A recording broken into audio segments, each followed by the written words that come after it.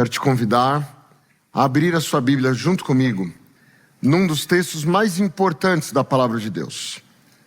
Esse é o texto que está no Evangelho de João, no capítulo 1 do Evangelho de João. Nós chamamos esse trecho de o prólogo de João. É como ele introduz o livro. E aqui no capítulo 1, dos versos 1 a 3, e depois nós leremos dos versos 14 ao verso 18. E diz o seguinte nesse texto: no princípio era a palavra, e a palavra, na sua tradução provavelmente está o verbo, mas a tradução, a palavra é a mais exata. E a palavra estava com Deus, e a palavra era Deus.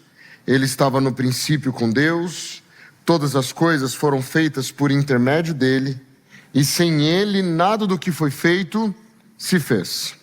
E no verso 14 nos diz que a palavra, talvez na sua tradução esteja o verbo, se fez carne e habitou entre nós, cheio de graça e de verdade, e vimos a sua glória, glória como do unigênito do Pai. Vejam, este aqui é um dos textos mais importantes das Sagradas Escrituras. Ele narra o momento em que Cristo Jesus se encarna para viver aqui junto conosco. Mas ele tem uma conclusão importante. Normalmente a gente para nesse verso, mas eu preciso ler também a partir daqui, seguindo pelo verso 15 até o verso 18, que diz assim: João testemunha a respeito dele e exclama: este é o de quem eu disse, o que vem depois de mim tem, contudo, a primazia, porquanto já existia antes de mim. Porque todos nós temos recebido da sua plenitude graça sobre graça. Porque a lei foi dada por intermédio de Moisés, a graça e a verdade vieram por meio de Jesus Cristo. Ninguém jamais viu a Deus, o Deus unigênito que está no seio do Pai é quem o revelou. Vejam, quando João chama Jesus nesse texto, ele resolve chamá-lo de palavra. A palavra logos em grego significa palavra. O termo verbo, que aparece na maioria das nossas traduções, é uma corruptela de tradução. Jerônimo, ao traduzir a Bíblia para o latim, ele resolveu traduzir por verbo, levando em consideração um conceito da Bíblia de que pela palavra de Deus todas as coisas foram criadas. Então ao traduzir por verbo, isso não é uma tradução, isso é uma interpretação, ok? Então, caso nós queiramos ter o significado exato do texto, ele está chamando Jesus de palavra.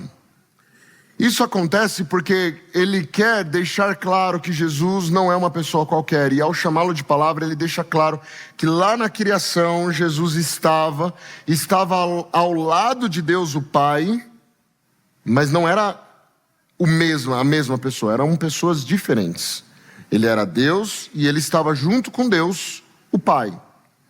Então, deixa eu tentar explicar aqui rapidamente, relembrar talvez para alguns aqui, um conceito importante. A Trindade na Bíblia, ela às vezes é mal compreendida porque nós estamos acostumados a pensar na Trindade como sendo 3 pessoas, mas ao mesmo tempo a gente sabe que na Bíblia apresenta um Deus monoteísta. Então a gente fica nessa, não, mas é 3 ou é 1 ou é 3? A gente tem um pouco de dificuldade nisso. A Bíblia já tem a sua forma de tentar explicar isso para nós. Gênesis 2, o matrimônio. Lembra do matrimônio, né? Então um homem deixa seu pai e mãe, une-se à sua mulher, e os dois se tornam uma só carne. São pessoas distintas, diferentes, que têm culturas diferentes, têm fisiologia diferente, têm crenças diferentes, têm formas de pensar diferentes, e eles se unem através do amor, através do respeito, através do fruto do Espírito. Eles se unem, e essa união ela é tão profunda que os dois se tornam uma só carne. E a palavra uma, nesse texto de Gênesis, é a mesma palavra que aparece em Deuteronômio para se referir ao fato de que Deus é um só. Deus é um. Então, no matrimônio nós temos 2 pessoas distintas, mas que tão unidas se tornam uma só carne perante Deus. E é nesse conceito que a Trindade se manifesta a nós. Jesus Cristo é Deus, do mesmo jeito que marido e mulher são seres humanos. Ok? Ele é Deus. Unido a Deus o Pai, a Deus o Espírito, eles formam apenas uma divindade. Ok? Muito bem, esse não é o nosso tema principal, mas é importante citar isso, porque a Bíblia diz que Jesus estava no princípio, ele estava com Deus o Pai, mas ele não era a mesma pessoa, eram pessoas diferentes, porque o nosso Senhor Jesus Cristo, era Deus também. Então, lá estavam eles no processo da criação. E aí o texto nos diz, no verso 14, que a palavra se fez carne e habitou entre nós. Aquele que criou todas as coisas ao lado de Deus o Pai, se fez carne e habitou em nosso meio. E nós vimos a sua glória. E nós vimos que a glória dele era plena de graça e de verdade. O texto continua, mas ele nos leva a uma expressão, uma frase muito forte no verso 18. Relembre aí no verso 18, quando ele diz assim: ninguém jamais viu a Deus. O Deus unigênito que está no seio do Pai é quem o revelou. Essa é uma afirmação muito poderosa. Ninguém jamais viu a Deus. Ninguém jamais viu a Deus. E nós precisamos lidar com o que isso significa de fato. A maioria dos teólogos costumam dizer que este é um dos textos tradicionais para a gente estruturar a nossa crença da invisibilidade essencial de Deus. Deus não é visível, ele não é possível vê-lo, ok? Essa é uma crença comum, bem comum. Carece de alguns embasamentos, mas ela é comum. Junto com esse texto, ninguém jamais viu a Deus, nós temos outros textos que aparecem. Então, eu quero dizer a você que para dar certo a mensagem de hoje, eu preciso que você vá transitando comigo em alguns textos, tá bom? Vai me acompanhando aí. Se tiver no celular, eu imagino que vai ser um pouco mais rápido. A gente vai tentar projetar também, mas a gente precisa ver alguns textos juntos. Por exemplo, João capítulo 5, segue algumas páginas à frente. João capítulo 5, verso 37. João 5,37 nos é dito o seguinte: o Pai que me enviou, esse mesmo é quem tem dado testemunha de mim. Jamais tendes ouvido a sua voz, nem visto a sua forma. Ok? Esse é o Pai. Próximo texto, João 6, próximo capítulo. Me acompanha, não desiste, vamos juntos. João 6, verso 46. Olha o que diz nesse outro texto. Não que alguém tenha visto o Pai, salvo aquele que vem de Deus. Aqui seria uma expressão para Deus o Pai. Este tem o visto. Ou seja, Jesus está dizendo, ninguém jamais viu Deus o Pai, a não ser aquele que veio do Deus o Pai. Ou seja, eu. Só esse que tem o visto. Próximo texto. Vai um pouquinho mais para frente na sua Bíblia, 1 Timóteo, capítulo 1, verso 17. 1 Timóteo é uma das cartas de Paulo. E nessa carta ele diz assim, 1 Timóteo 1, 17, diz: assim, ao Rei eterno, imortal, invisível, Deus único, honra e glória pelos séculos dos séculos. Amém. Ok? Percebe que aqui esse Deus, ele é citado como sendo invisível. Vamos continuar? Também em 1 Timóteo, agora no capítulo 6, verso 16. Então segue um pouquinho mais aí para nos acompanhar. Diz assim: o único que possui imortalidade, que habita em luz inacessível, a quem homem algum jamais viu, nem é capaz de ver. A ele honra e poder eterno. Amém. Então, ele não é acessível. E por fim, lá na última cartinha, na penúltima, melhor, antes de terminar a Bíblia ali, nas cartinhas de João, a última sessão da Bíblia ali, penúltima sessão da Bíblia, João, 1 João capítulo 4, verso 12. 1 João 4, 12. Diz o seguinte, 1 João 4, 12. Ninguém jamais viu a Deus. Se amarmos uns aos outros, Deus permanece em nós e o seu amor é em nós aperfeiçoado. Concordam então? Concordam com a frase lá de João 1? Se quiser voltar lá só para lembrar. O que João capítulo 1, verso 18 fala? Ninguém jamais viu a Deus. Está combinado? Todos concordam até aqui? A gente viu vários textos demonstrando que ninguém jamais viu a Deus. Vamos voltar a fazer uma viagem? Só que agora a gente vai lá para Gênesis, início da Bíblia. Me acompanha, por gentileza. Gênesis capítulo 18, verso 1. Eu teria vários, eu vou citar 4 situações aqui. Primeira situação, Gênesis capítulo 18, verso 1. E aqui, olha o que a Bíblia nos diz. Apareceu o Senhor a Abraão nos carvalhais de Manre, quando ele estava sentado à entrada da tenda no maior calor do dia. Levantou ele os olhos e olhou, eis que 3 homens em pé de frente dele, e a história continua. Mas eu quero chamar a sua atenção que alguns que têm uma tradução um pouco mais antiga, quando aparece a palavra Senhor, ela está toda em caixa alta, não está? Em maiúsculo. Alguns que têm a tradução um pouco mais antiga. Quando isso acontece, significa que nesse Senhor é uma variação, uma forma de apresentar o nome de Deus. Nesse lugar está o nome de Deus. E o fato é que a Bíblia está deixando claro que Deus, o Jeová, se manifestou a Abraão. Ele apareceu a Abraão enquanto Abraão estava nos carvalhais de Manre. Deus apareceu para Abraão. Outro texto, Gênesis ainda, capítulo 32. Me acompanha, por gentileza. 32, capítulo 32, verso 30. Gênesis 32, verso 30 diz assim: Jacó havia acabado de lutar com um ser sobrenatural que ele não sabia bem o que era. Ele havia acabado de ser abençoado, trocado de nome. Você depois pode ler a história toda. E depois desse momento ele diz assim: olha, aquele lugar chamou Jacó de Peniel, pois disse: vi a Deus face a face e a minha vida foi salva. Ele sabia que tinha lutado com Deus naquele dia. Viu a Deus face a face. Peniel pode significar ver a Deus ou lutar com Deus. As duas traduções são possíveis. Seja como for, já imaginou arrumar uma briga e fisicamente tentar brigar com Deus? Então, Jacó fez isso. Lutou com Deus.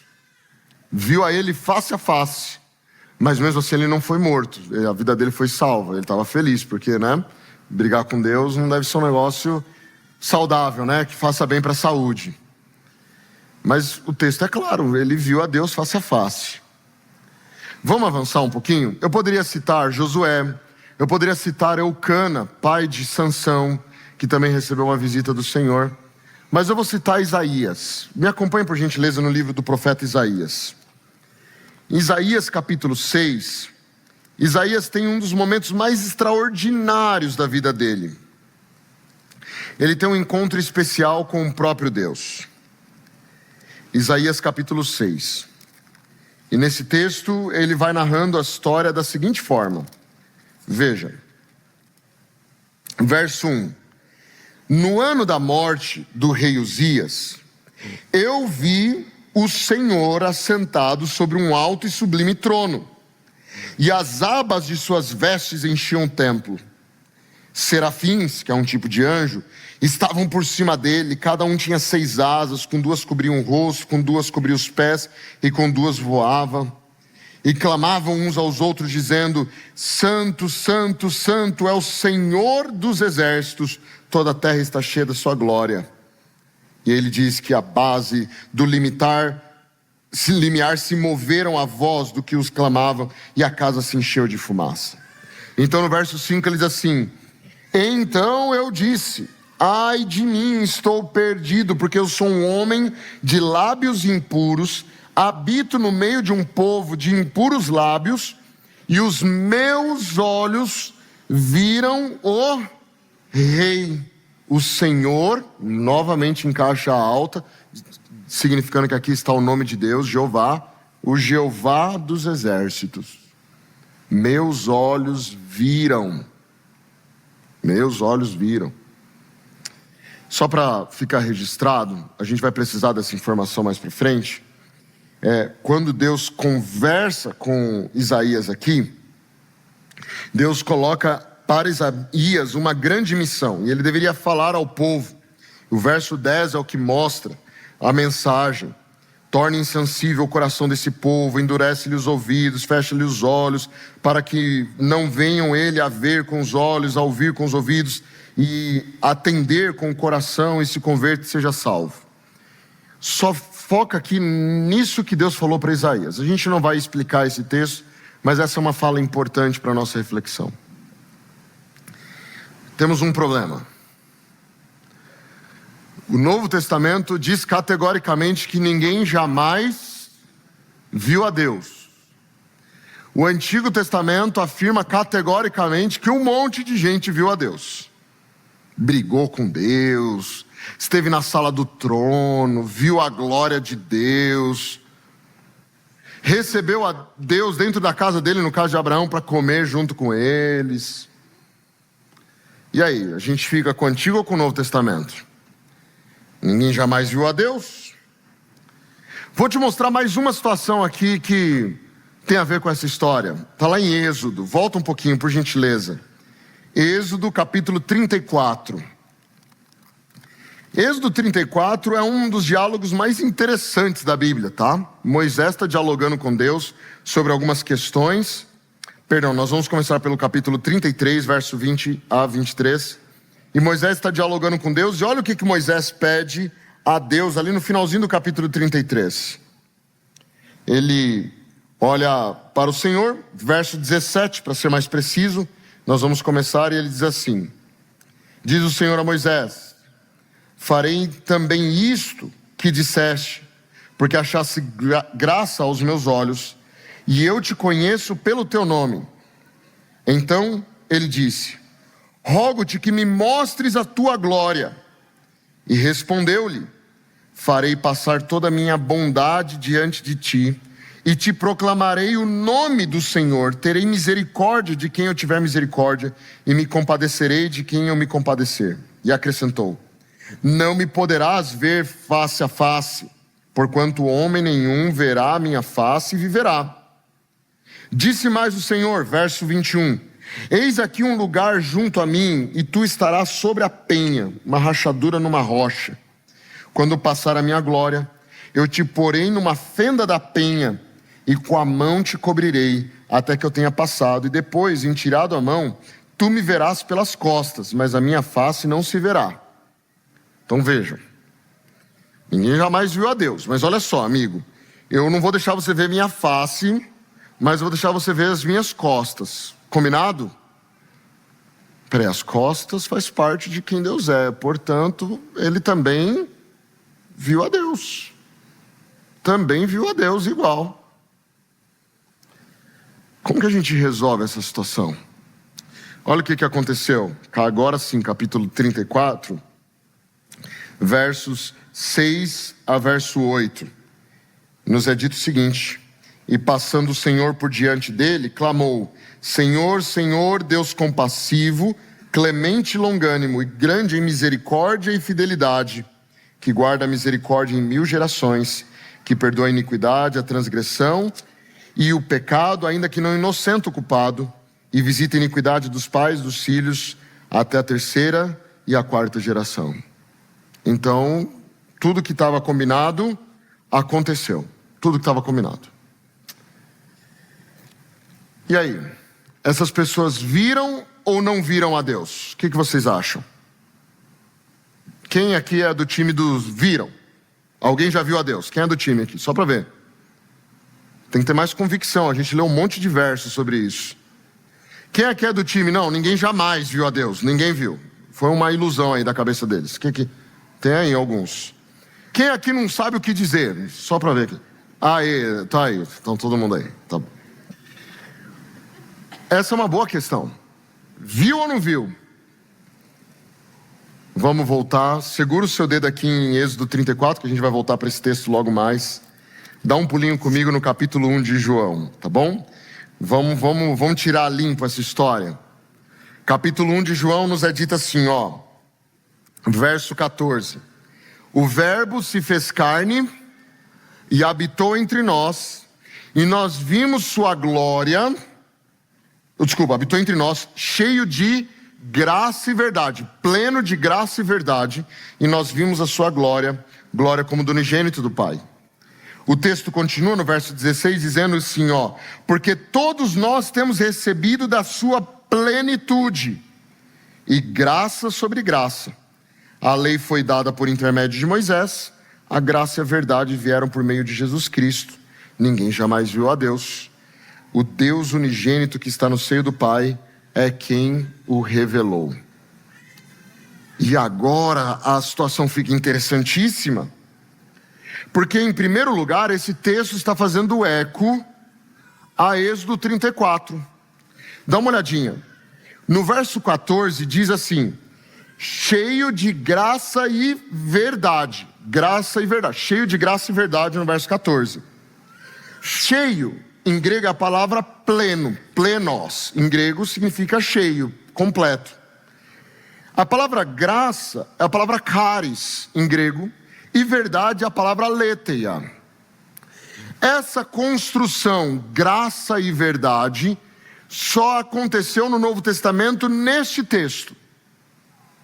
Só que ela já tinha acontecido no Antigo Testamento.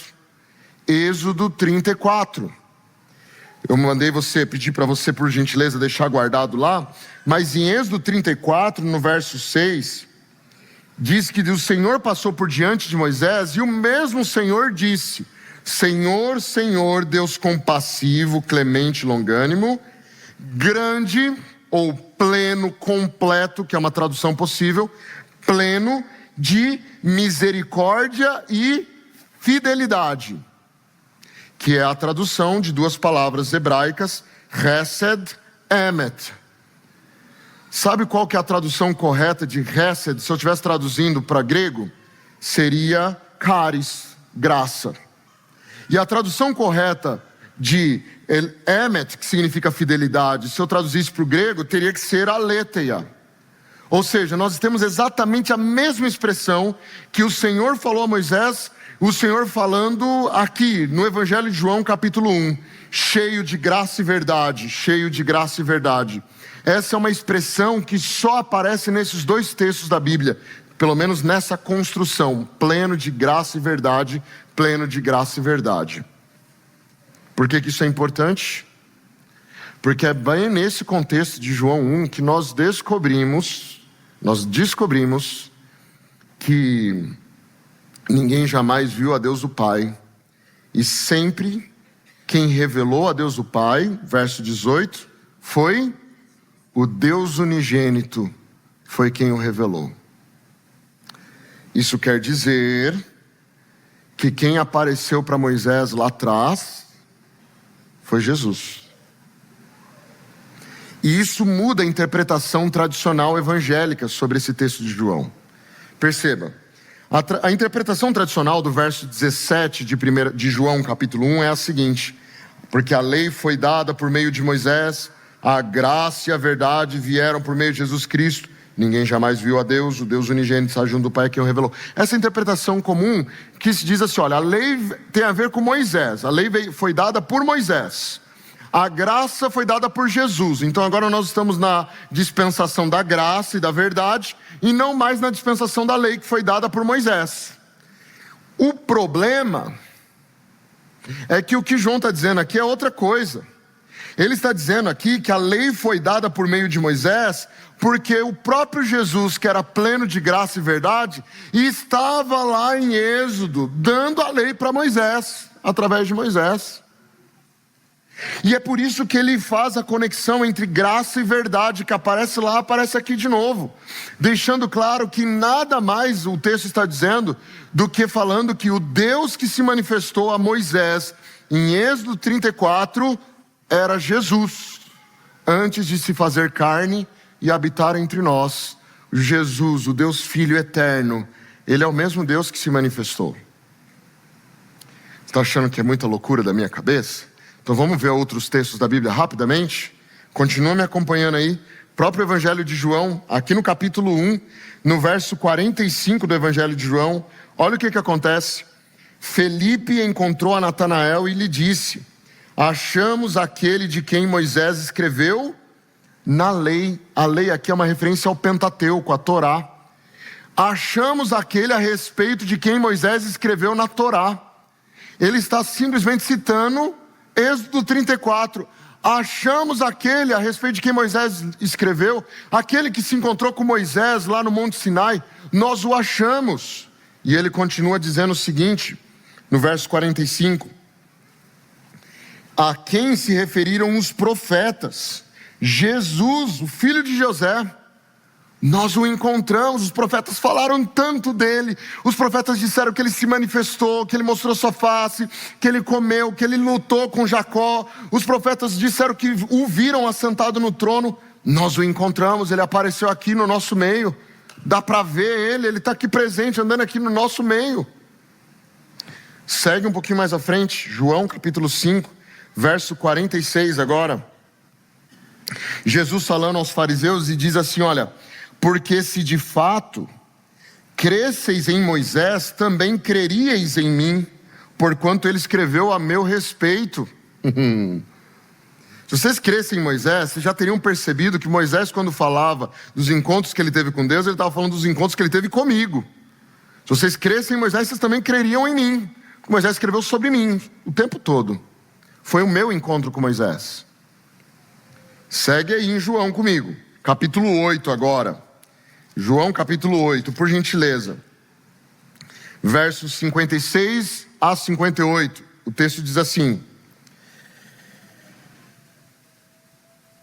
Abraão, vosso pai, alegrou-se por ver o meu dia. Ele o viu e regozijou-se. Perguntaram-lhe, pois, os judeus: ainda não tem 50 anos e viste Abraão? E respondeu-lhes Jesus: em verdade vos digo que antes que Abraão existisse, eu sou. Então eles pegaram em pedras para atirarem nele, mas Jesus se ocultou e saiu do templo. Antes de Abraão existisse, eu existo. Abraão se alegrou por ver o meu dia. Que dia que Abraão viu a Deus?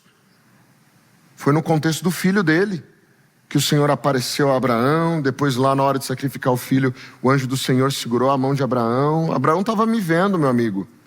Antes dele existir, eu já existia. Outro texto importante, talvez o nosso último nessa sessão, João capítulo 12. Esse é muito especial. João 12, verso 41. Diz assim: isso disse Isaías, porque viu a glória dele e falou a seu respeito. E antes disso está citando aquele texto que eu falei. Percebe que a mensagem que Deus deu a Isaías? Então, é citado aquele texto. E aí depois ele conclui dizendo: olha, aquela mensagem que foi dada por Isaías aconteceu porque Isaías o viu e falou a respeito dele. Quando que Isaías viu a Deus? Isaías 6, a gente leu. Ele viu o Senhor assentado no alto e sublime trono. E agora João está falando que a cena que Isaías viu nada mais era do que a pessoa maravilhosa de Cristo Jesus. Sabe o que isso aqui significa, gente?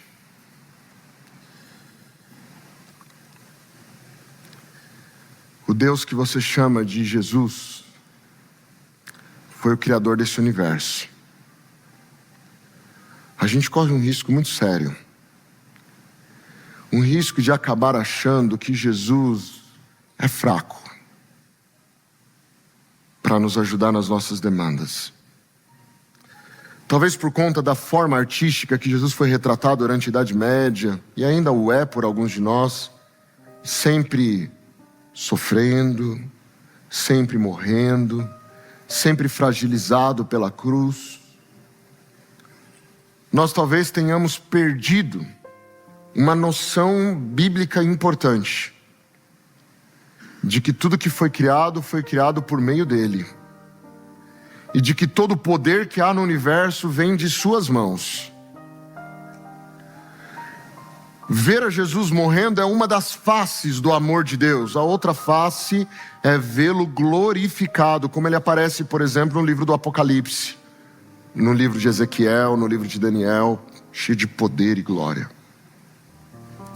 E sabe por que isso é importante para você hoje? Sabe aquela luta que você tem enfrentado na sua vida pessoal? Sabe aquela dor que você está tentando lidar? Sabe aquela perda que te tira o sono? Sabe aquele sofrimento que constantemente vem e vai e volta e afeta? Sabe as lágrimas que você de forma tão frequente tem derramado? Sabe aquelas orações embargadas que você tem feito ao Senhor? Sabe aqueles dias que você acha que você não tem mais forças para continuar? Que você acha que não tem ninguém por você? Que você está sozinho nesse mundo? Que as suas forças já se esvaíram e que você não tem mais forças para seguir em frente? Sabe esses dias? É nesses dias que a gente precisa se lembrar de que nós temos um Jesus Criador. Toda a manifestação da divindade no Antigo Testamento foi Jesus. Não há diferença entre o Deus do Antigo Testamento e o Deus do Novo Testamento, porque tudo isso foi feito pela mesma pessoa. E eu digo mais: se você acha que não tem solução para a tua vida, calma. O Deus que abriu o Mar Vermelho é quem você chama de Senhor. Se você acha que não há solução para as tuas guerras, para os teus problemas, o Deus que venceu exércitos é quem nós proclamamos no dia do seu batismo, Jesus Cristo. Se você acha que ao olhar para o futuro você não tem certeza de como avançar, se as promessas de Deus serão realizadas, calma, calma. Nós estamos falando do mesmo Deus que prometeu a Abraão tirá-lo da terra dele, levá-lo para uma terra prometida, dar uma grande descendência, e ele cumpriu, está lá escrito. Então, quando nós olhamos para os feitos divinos no Antigo Testamento, nós temos nossa fé firmada, fortalecida, com a certeza de que esse Deus não morreu, ele continua vivo pela eternidade. O nome dele é o nosso Senhor maravilhoso, Jesus Cristo. Mas eu quero terminar com um último aspecto dessa reflexão. O que Deus veio fazer nesse planetinha? O universo é gigante, o que Ele veio fazer nesse planetinha pequenininho? O que Ele veio gastar o tempo, a energia dele aqui nesse planeta? Lidar conosco e, convenhamos, o ser humano não é fácil de lidar, né? A gente bem sabe disso. O que Deus veio fazer aqui nesse mundo? E a resposta é porque Ele te ama. E quando a gente ama, a gente faz um monte de coisas ousadas. Quando a gente ama, a gente acolhe. Quando a gente ama, a gente se importa. Quando a gente ama, a gente se envolve. Quando a gente ama, a gente não tem problema em fazer sacrifícios, em perder coisas. A gente ama. E a verdade bíblica é que o Deus, Criador de todas as coisas, nos ama. Quem é o diabo? Quem é o inimigo? Qual é o tamanho dos seus problemas mesmo? Qual é o tamanho da montanha que você acha que você tem que atravessar mesmo? Só para saber. É pequeno na presença de um Deus que ama seus filhos. Ele se fez carne, habitou entre nós, pleno de graça e verdade. E nós vimos a sua glória, glória como do unigênito do Pai. A luz de Deus brilhou nesse mundo quando Jesus pôs os pés aqui. O Natal é o símbolo sumário da encarnação e do fato de que Deus se importa conosco. Então, amigo, amiga, levanta a cabeça, não titubeie mais. Foque no futuro que é garantido no poder de Cristo Jesus. Nós temos a certeza da vitória, porque a vitória não é conquistada com força humana, não é conquistada com braços humanos, A vitória conquistada por um Deus todo-poderoso que se importa com seus filhos, amém? Então nesse momento eu quero te convidar a cantar junto comigo. E nós vamos louvar a Deus por conta desse amor que Ele tem, um amor ousado, um amor que vai às últimas consequências, só para nos encontrar, só para nos salvar. Louvado seja o nome do Senhor. Querido Deus, nós te louvamos e te agradecemos, porque o Senhor se manifesta a nós e ao se manifestar, o Senhor enche a nossa vida com a certeza do teu amor e da tua graça. Obrigado por este amor ousado, obrigado por este amor que rompe barreiras, que vai até onde é necessário, só para que a gente possa saber que nós não estamos sozinhos nesse mundo. Por isso, Senhor, fale alto aos nossos corações, nos complete com a tua graça, nos acalenta o coração com a certeza de que, por conta do teu poder, todas as lutas e dificuldades da nossa vida podem ser resolvidas. Nós confiamos em Ti, Senhor, e é por essa razão que nós oramos em nome de Jesus. Amém. Esta nova semente, uma experiência real e transformadora com o nosso Deus. Deus abençoe a todos.